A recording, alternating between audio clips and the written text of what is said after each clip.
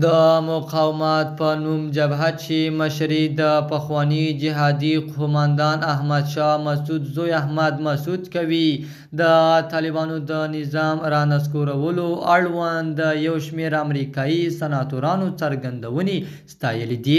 د دغې جبهې یو ویاند میثم نظري ویلي، موږ ډېره لیوالتیا لرو چې د طالبانو له مخالفینو په ځانګړې توګه امریکا سره خپل روابط قوي کړو. هغه زیاته کړې چې د امریکا په کانګرس کې ډېر ملګري پیدا کړي دي او د دوی جبهه له امریکا سره د روابطو پراخېدو ته خوښ ده. دا په داسې حال کې ده چې د امریکا د مشرانو جرګې یو غړی مایکل وان تازه ویلي غواړي د شمال اتحاد له غړو سره اړیکې پراخې کړي او ډېر زیات لیواله دی چې د طالبانو رژیم ژر له منځه ولاړ شي.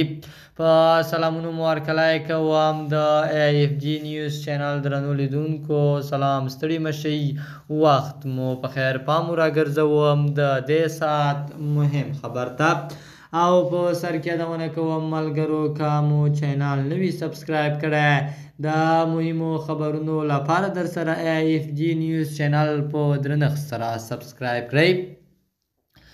د ملي مقاومت جبهه په تاجکستان کې له طالبانو سره خبرې کوي. د روسیې سپوتنیک خبري اژانس وایي د احمد مسعود په مشرۍ د ملي مقاومت جبهه غواړي چې د تاجکستان په پلازمینه کې دوشنبه له طالبانو سره خبرې وکړي.